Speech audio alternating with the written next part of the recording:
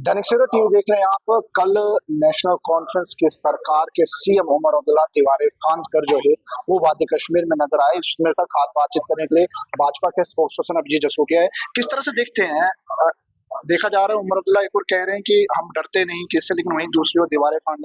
देखिए, दो वीडियोस है, मैं दोनों आपसे शेयर कर दूंगा। ये पहला वीडियो है जिसके अंदर मेन गेट खुला है जहां से फारूक साहब आते हैं और पीछे पीछे उमर साहब भी इनके साथ होते हैं। ये पहला वीडियो मैं आपके साथ शेयर कर दूंगा आपके दैनिक सवेरा पर। और दूसरा वीडियो है जिसके अंदर उमर साहब, दूसरे वीडियो के अंदर उमर साहब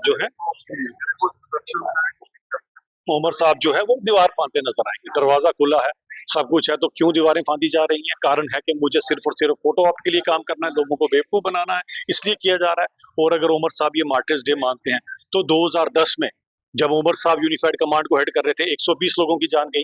उसके लिए मुझे बताएं जरा क्या कहना है इनका।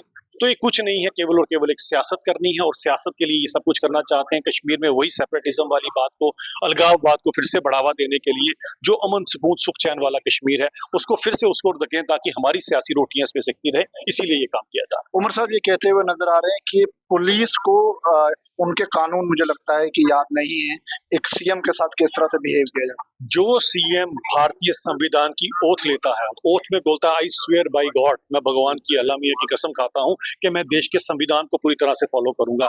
उसी देश के संविधान के चलते ही अगर किसी चीज के ऊपर रिस्ट्रिक्शन लगाई गई तो मुझे लगता है कि जो आपने कसम खाई थी वो भी शायद छूटी है। क्या लगता है जिस तरह से उमर अब्दुल्ला की सरकार इस वक्त जम्मू कश्मीर में काम कर रही है, लोग लगातार सवाल खड़े कर रहे हैं उमर अब्दुल्ला की सरकार के ऊपर, और लगातार स्टेटहुड को लेकर उमर जो है वो कलकत्ता भी पहुंचे। क्या लग रहा है कलकत्ता से स्टेटहुड?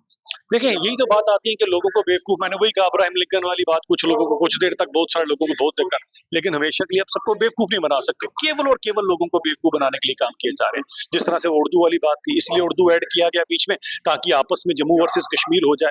और उसका कारण यह है कि 1 लाख नौकरियां आपने पहली बार 60 साल में मैनिफेस्टो बनाया, उसमें 1 लाख का आपने छलावा दे दिया। अब 1 लाख नौकरी कहां से लाओगे? इसलिए लड़ाते रहो स्टूडेंट्स को, भड़काते रहो आपस में ताकि हमें कहीं पर वो काम ना करना पड़े।